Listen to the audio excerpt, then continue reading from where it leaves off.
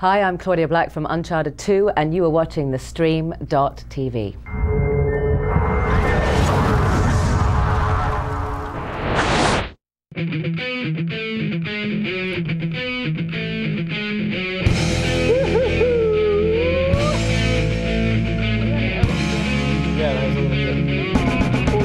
Let's go!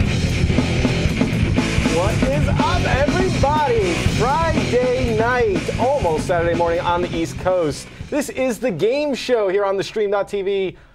I'm your host, Gweeds. Jim could not join us this evening, and that is quite a shame. If I look a little tired tonight, little bags, it's because I've been up all night playing Uncharted 2. I cannot stop. It is something I don't want to end. But first, I need to introduce lovely co-host, Nicole.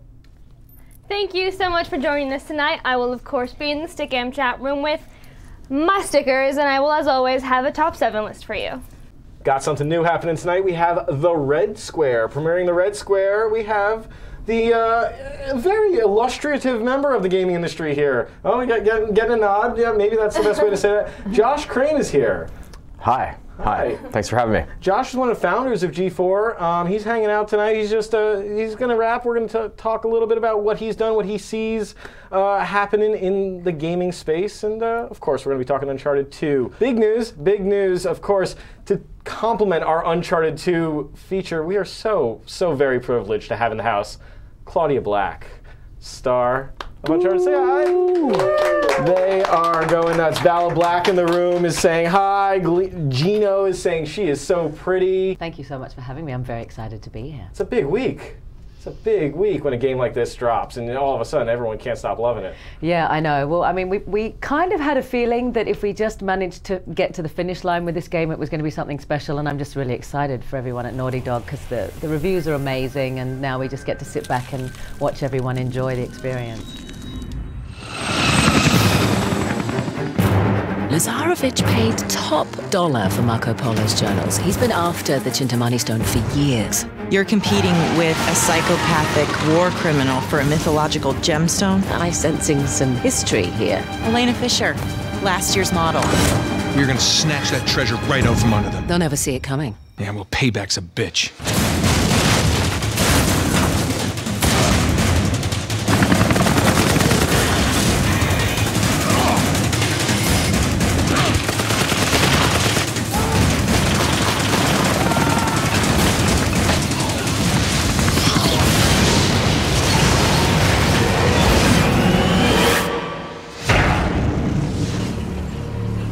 Sure hope you know what you're doing. I don't have the faintest idea. Killtastic was asking before, what is the game show? The game show is where we talk about games and make jokes, he says. So there will be less jokes without Jim here. But I want to do a little bit of combo. Yes. First up, we've got Saving Leroy Jenkins. MTV Multiplayer broke the news that Robert Rodat is writing the WoW movie. He actually wrote Saving Private Ryan and The Patriot. That was my Evo click. Sorry. That was a lovely click, and that was brought to you by DrinkEvo.com. I just got some up from those. Director Sam Raimi wants to really craft an original story within the world that feels like a World of Warcraft adventure. There are rumors that the movie will be about the rise of the Lich King, which is the most recent expansion pack. Bazball's saying, WoW movie. Yeah, you haven't heard about the WoW? I mean, Sam Raimi is directing it, and now we've got a legit screenwriter. Josh, what do you think about this? I think it's it's a classic example of it's be so easy to get this one wrong. Is it going to happen? You think it's going to happen? It seems to be moving forward. It's inevitable. I think the game is big enough. There's enough, there's certainly enough people playing it that Hollywood should have already jumped on it, but I'm kind of glad they didn't. And I don't know. I'm sort of waiting for failure on this one. I don't really care who's directing it. It's just too easy to screw up, a game as rich and as deep as WoW. No Resistance. This was spotted this week by some neo-gaffers. I think we got some pics of it. Brian, I'll cue that up for you in just a sec. There is a Resistance 3 billboard in Shreveport, Louisiana. Shreveport, Louisiana, some guys were like, what is this Resistance 3? Resistance 2, like, kind of just came out. What is going on there? Well, they're shooting a movie, Battle for Los Angeles. It comes out in 2011. So this is some really early product placement. I don't think I've ever seen this. This is also a first. You'd think they would have gone through, greater lengths to cover it up. if they're going to deny it. Because now they're saying, oh, no comment. Well, they haven't comment. properly announced the game. Right, but they left up a giant billboard. You know, this kind of reminds me. I think games get announced too early, and they get announced too early where there isn't anything to show for it, and people get kind of itchy. Nicole, take us to Budgetlands. Budgetlands. Let's see. If you buy a 4-pack of Borderlands on Steam, with 4 of your friends or 3 of your friends, you can save up to $50. It will be $134.97 if you buy it as a 4-pack. That's, I think if you split it up, $33 a person. It drops on the October 26th, and that's a deal. That is if you have 3 other friends. Yeah, don't you think this is going to piss off like basement dwellers that don't have a lot of friends? Yeah, they're just like, but you know what? They're probably stealing the game anyway. I think it's great to see Steam dropping their prices. I think it's great to see that. I think it should be even cheaper. I mean, I'm not the guy to say that. I don't know the logistics involved, but I do think that like if you're going to start doing bundling pricing, that is a great step in the right direction. But with digital downloads, this stuff can be cheaper. But is there a dog? Brian, there's some video we got to show of this. But is there a dog? This came out this week, and I just knew it would get on Nicole's nerves. I know. I was reading the combo stories, and like, how is this news? You're just doing this to bother me, aren't you? There's a game coming out called Mastiff, from Mastiff, Remington's Great American Bird Hunts. It's for the Wii. It's Duck Hunt. It's Duck Hunt. It's totally Duck Hunt. It's like 3D Duck Hunt. I mean, it's got a multiplayer mode where you wear bird armor. There's power-ups. Yeah, there's bird feces. You'll see later. It gets hit. The screen gets hit. Bird feces. But I mean, what a great idea! It's basically like what we're seeing with like the junky iPhone apps. Well, it's not original, but it's just what you want. You know, hunting games, while I hate to admit it, are really popular.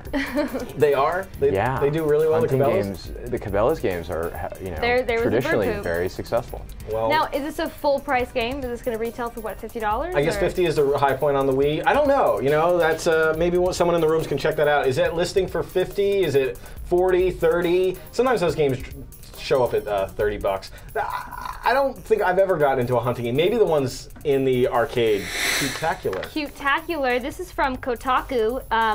The notes here say this dude, I'm going to say this gentleman, he built his son a Warthog. He modded a very used 2001 C3740 Street Scene, Silverado Power Wheels. That's Power Wheels for those who don't know. Flux83, modifiedpowerwheels.com. That's who built it, Flux83. That's like, and look at his son. I think he's a little young for that submachine gun. Really? He's not Look old. into it. That is not rated M. That is fantastic. What a good dad. See, that's a better dad than Balloon Dad. That makes me want to be 8 again. Yeah, Drink Moxie in the room saying, coolest dad ever. Well, Claudia, would you buy that for your kids? No. The Warthog? Well, it's so cool. I'm sitting there looking at it thinking, man, if Maybe I'd they been come able to with be on one of helmets. those when I was a kid. But I was a really tragic tomboy. The cool thing about what I do a lot of the time is my kids get to come onto set and play on a lot of the really cool props that we have. So maybe probably we way can save cooler. that for set and not have to bring them home. That's a great idea. That is a great point. Yeah, there's so many fun guns and weapons and all that stuff. Oh man, I would have loved to play with that as an 8-year-old. What we got last here? What would Jesus play? What would Jesus play? This is, I guess a distribution deal was reached with Walmart this week. G4 is reporting that Inspired Media, they made Left Behind Eternal Forces, which came out like 2 or 3 years ago for the PC. We have some video of that, Brian. There it is. It was a real-time strategy game where you had to, it's based on the Left Behind series of books, where you had to deal with the Rapture. And you save people and you recruit people to be believers or die, go to hell. Those are your 2 options? Yeah, Troy Linden, the CEO, is saying the U.S. market for Christian video games could reach $648 million within the next 5 years. It's based upon just 3% of video game sales being in the Christian segment right now. I know we were looking at, personally, Praise Hero a couple of weeks ago, off the air, which is a Guitar Hero with all Christian rock songs. Have you seen this? Which is with a really well-made, high-budget commercial, if you have the time to look into that. We got to get that. Well, and isn't this only going to be in Texas Walmarts as well? Is it just Texas? I think it's thought it was 100 Texas Walmarts. And that's combo. I don't want to just hype up Uncharted. I want to talk about sort of your perspective here. I mean, I do want to hype up Uncharted because it's so awesome.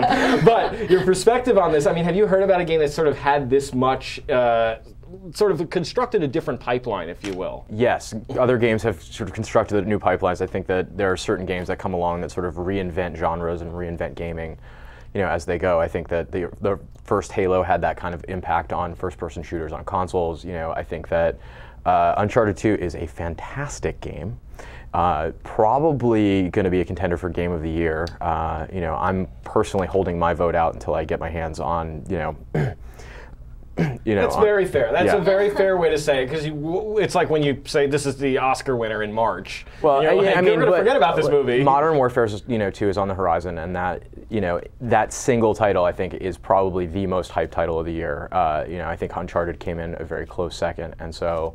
It's. I think it lives up to all the hype. It's definitely one of the best, the best games I've played. But again, Modern Warfare 2 could really kind of steal that, that from me. Great question coming in from Stickham. Is it a console seller? What do you guys think? Kalastic is saying, is it a console seller? I mean, the PS3 really hasn't had a definitive console seller yet. I mean, luckily I already had a PS3, so it was an easy choice for me, but I do know people who are buying a PS3 because they are so excited about this game, and it has the hype of Game of the Year already, and I think it could. I think it is. I think it's going to sell systems. I think more so than what it's going to sell, it's going to get people to use the PlayStation 3s that they've already purchased. That's a great point. Josh, I got a question before we move on and get right into the meat of Uncharted 2. I really want to know here, where did you sort of come at the founding of G4, with? This goes back, what's the, is it just so long ago? I mean, what was the original vision? Well, the original vision was a television network about video games. I think it was really simple. So I was working at a .com called Pseudo, and with a group of people, we were working on Pseudo's gaming channel, which was allgames.com. Started by Scott Rubin, and still actually run by Scott Rubin today. And we were recruited as a group to kind of come help a guy who was at Disney, who wanted to really capture the audience that got older and got beyond the Disney audience, and where did young boys and guys go beyond that? And he kind of focused on video games, and so video game TV was sort of, it was his idea, and that's where it came from. There's people in the rooms that are saying, bring back Tech TV. Is that offensive to you? No, I was a fan of Tech TV. I think Tech TV had some great programming. What are you personally looking forward to, or hope, where do you hope the industry will go? I mean, selfishly, how about eyeballs that just look right in faces? There's an interesting, that relates to Uncharted. I've been waiting for that photorealistic rendering, since I got in this industry. They've been talking about how that's the future, and that's the future. And I think they've come a long way. I think shadows are, beautiful, and there's lots of great things that are, graphic. I mean, Uncharted 2 is a great example where the shadows were spot on, and the physics seemed right, and the weight of the character running seemed right, but then there you get this random shot of some, troopers walking towards you, and eyeballs are just floating in their head, and you're like, oh, yeah, when are they going to get eyeballs right? The expressionless face when it just catches it. I mean, I see Claudia nodding, like she knows. I mean, in Uncharted, the eyes are very twinkly. They're very, very sparkly there. They're like gems. They've done so much work. They would talk about it every day. It was really, I was in such a privileged position to sit just at the lunch table and hear the conversations about what they were striving to do with the graphics and how they wanted to, how cutting edge and the bar they'd set for themselves. And one of the things that they still haven't been able to work out is how to make two characters kiss effectively on screen. And Nolan North and I get on incredibly well and have a great chemistry, which I think really showed in the game. But they would say to us, Josh came up to me, the lead animator, and he said, we're going to do the animation later. At the end of this scene, you guys are going to kiss, but we'll do the animation later, so don't worry about it. You don't actually have to kiss. And I was like, okay, great, no problem for me, because it was like sort of kissing my brother. He's like, I feel like we're related, Nolan and I. So yeah, that's sort of, it's kind of weird when you see two animated characters being intimate. I suppose it's we've got as close as people have got on Uncharted. It's a weird puppetry. Is it violating? And you mentioned Natal. I am not excited about swiping at my TV at all. Okay. I like to kind of lean back, almost lay down when I play video games, and that's I'm older. That's how I do it. I'm used to the controller. I don't like steering wheels. I mean, I like the the controller. So it doesn't necessarily make it better. It doesn't necessarily make it better. You can play a game like Uncharted 2, which takes you on a ride the whole time. And you can control it all. You don't need to be waving and waggling, and you don't need to mess with the camera. It usually puts it in the right place. Drink Moxie wants to know, do you prefer VO work or live acting? Also, would you ever do motion capture for a video game? One of those awesome Smeagol suits. Well, Uncharted 2 was a mocap game. Yeah. So I, yes. Get with it, Drink Moxie. Exactly. I got initiated into the whole suit wearing thing on Uncharted 2. And it took a while to get used to it, but then you get too used to it and you go outside to your car and you go and walk your friend's dog, and then you realize that everyone in the neighborhood is staring at you very strangely. Do you prefer voice acting and voiceovers versus live acting? Telemundo says your voice is so hypnotizing. I don't think it matters. Surreal sitting next door. Right? You know, spend a week with that voice. It's, it's fantastic. Well, and it's really funny because when we're in the recording additional dialogue for Uncharted, they ask us to do sort of like the blue reel, which is fantastic for me. Ask an Australian to talk blue. I mean, we could go for weeks. So there are all sorts of things we were allowed to say in the multiplayer. I am prepared to say this is some of the best acting, if not the best acting I've ever seen in a game. Performance is incredible. It's never annoying and it's never up its own ass. Like, it's just that simple where, like, these are characters that mutter and get pissed off and grumble, and, like, they're not that impressed, but when they are impressed, it makes sense. It's cool. I mean, it's grounded. And someone actually asked, Mr. Shenian asked, if there was an Uncharted 2 movie, would you want to be in it? Or who would you see as playing Nathan? Or you, Chloe. That's weird. Yeah. Oh, it's so hard to even think about it. I mean, the idea of anyone playing Drake other than Nolan it just feels like sacrilege to me, though there have been talks about Hugh Jackman playing the role. And I think even Nolan would be happy with that. But I think we're all planning, as you know, Hollywood goes, to take a back seat. But I'll be very interested to see who they would cast as Chloe. If she is in fact in the first film, we have to see. I think based on the success of U2, hopefully she'll be included in the film. But how do you feel about your likeness? Crunchman2600 is asking. I guess, like, do you like it? I'm sure you do, but like, how do you feel about it in general? Likeness, I think she's way hotter than I am. And I remember on the first day when I came there, I said, listen, I don't care how my character looks, just make sure she's got really great boobs. And Josh said to me, oh, we've got a slider. We can make them go up, we can make them go down. And I was like, oh my God, of course you do. How did it play? What do we think of the actual game itself? I mean, we've gushed over the story and the presentation, and rightly so, but how does it play? I really liked it, you know, and I'm not great at games where you have to balance on a beam, or, you know, Prince of Persia, I'm the guy who falls off a lot. So I thought this one was a little more intuitive. It was not too easy, but easy enough to sort of figure out where you needed to go next, or where you needed to jump to, or scale to. And I thought that they really, really sort of did a great job of splitting up the tension in the game with the cutscenes to almost sort of hold, you know, the tension of the game. This trade sequence. Trade sequence was so hard. This is going to be a classic sequence people are going to remember. But have you played the game? Did you do a lot of hands-on with it, or you just let other people demo it for you, generally? I played it a little, especially when we at E3 in easy mode. Which is fine. I mean, they call that tourist mode, and I think that's great. Like, if you can experience the game, you don't have to be the best. I don't expect everyone to know how to take cover and shoot, because we do this a lot more than you probably. Yeah, and it's just a different experience for me personally. I was when Emily Rose was trying to teach me how to play. She That's great that she's doing. Yeah, it was so cool. So we were sitting there at E3, and she was sort of trying to show me, and she was finding the, you know, chasing in front of the Jeep a little bit difficult. We were trying to work out how to do it, and someone gave us a bit of a tip, and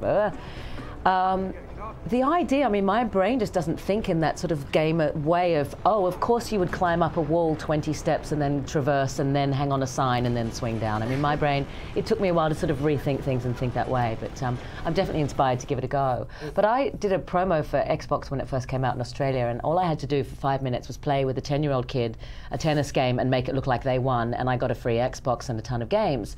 And I worked on Uncharted for over a year, and I just want to know, Sony, where my PS3 went to. Whoa! Must have got missing somewhere in the UPS truck or something. Hook her up. She needs a Blu-ray player in every room of the house. Telling you. I want to play. I also. Do you guys have like sort of dirty gamer confessions? I really want to play DJ Hero. Really? No, I almost brought that intro. It's so ridiculous. We saw the intro for it. It's I so haven't big. seen it. But I mean, what is it? DJs going like this? Do you have to sort of... They're like go DJs saving go the through your world. albums? it's actually great. Really? Yeah, You played it? I have played it. It gives you an entirely new kind of cramp in your hand. Like Guitar Hero kind of had you to reteach your hands how to work with playing Guitar Hero and Rock Band. And so DJ Hero, you should expect a whole new cramp, a whole different part of your arm. But it's really fun and it's really hard. And I'm wearing a Technique shirt. I DJ, and it's not an easy game even for a DJ. I love hearing what people are excited for. I mean, that's sort of like the vibe here at the game show. I haven't finished Uncharted 2. I don't want to finish it. Like I've been playing it and enjoying it. We're just talking about our experiences here. Nicole, what did you think? Well, I went into the game not playing the first one, so I didn't really. Really? Yeah, I hadn't played it, and I'd watched my brother play it, but didn't really know much about the plot. And for those of you worried that if you haven't played the first one, if you can get into this one, you can. It's such a great game, and I don't didn't want play the first one. I don't want to gush about it too much, but oh my god. Like, I'm bummed I had to beat it. I'm 4 chapters away, but I kind of played through it as fast as I could so I could review it for the show. I wanted to just stand there and look at the architecture. I mean, there was so much detail. Everything is detailed. You just get There's back. birds in every level. You're a character and you're an actor in this story, and you don't always you're not always in the best position, and they do let you sort of wear the weariness of Nathan. When you're injured, and there are scenes where you're injured, you play as an injured character. You're not this indestructible hero that just constantly heals up and you're fine. There are scenes where you're human in this game, and I thought that was really great. What's the difference besides one? I mean, not everything, but everything got better. You never see this with a sequel in games. I can't think of a single sequel where every single thing got taken up to a notch where it was just beyond. It's a better story. It's got better graphics. It's less buggy. Yeah, it's fixed the more melee intuitive. system. Yeah, the combat system is vastly improved. The hand-to-hand combat is vastly improved. I love that it runs in DTS. Both games do that. It sounds really good if you turn on the DTS option. That's like a nerdy little thing, but I love it. It sounds way better than Dolby. What did you guys think about the multiplayer aspect of it? Did you think it was kind of Oh, jumping we have on some the video of that, bandwagon? Brian. Yeah. Did you play any of the multiplayer, Nicole? I played a little bit of the multiplayer, and Nicole's I went more to to the multiplayer event that Naughty Dog had at these movie theaters, and There we are. it's fun, and it's not really about the plot in any way. It's you're either the bad guys or the good guys. There's like a capture the flag type of thing where you have loot, and it works. It's good. It's fun. The mechanics lend themselves well. Is this? I mean, if it's less laggy, it could be better than Gears of War actually on the PSN, right? I mean, In theory, there are no chainsaws, so they have that against them. But other than that, no, it was fun. It's fun to play, and it didn't seem too laggy when who I've do been you playing get to for play long. as? You can play as the bad guys. You kind of just look like bad guys with scarves over your face. Is that you Sully? can play. No, that's just a bad guy. I think that's Sully. Oh, it is. So you But can so you can play as can unlock them. Chloe, and you can play as Elena, and so you can play as all the characters. You can unlock characters with the money that you earn for finding loot The money in the system. single-player campaign. I'll say this, the treasures are harder to find in this game. They put them a little bit more out of the way and stuff, and I'm not someone that's like super anal about it, but I found myself just collecting a lot less than I did in the first game. We have the top 7 video game thieves. 7, 6, 5, 4, 3, 2, 1. Criminals are a very important plot device in video games. Most important criminals, thieves. Some are heroes, some are villains. 7. Lara Croft. Lara is like Nathan Drake. She takes a higher route of thievery. Lara. Lara. Okay, fine. How do you say it, Claudia? Lara. See, she says it way better than me. So they take the Indiana Jones approach to thievery, and they take archaeology. We're going to steal these artifacts for the greater good. So some of the things that she has stolen in the series are Atlantean artifacts, Dagger of Xi'an, the Philosopher's Stone, which I don't know if she found because last I heard Dumbledore had that. Anyone? Anyone? All right, number 6 is Carmen Sandiego.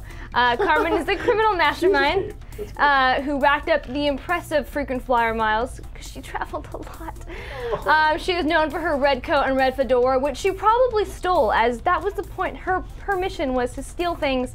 She was a member of VILE, Villains International League of Evil.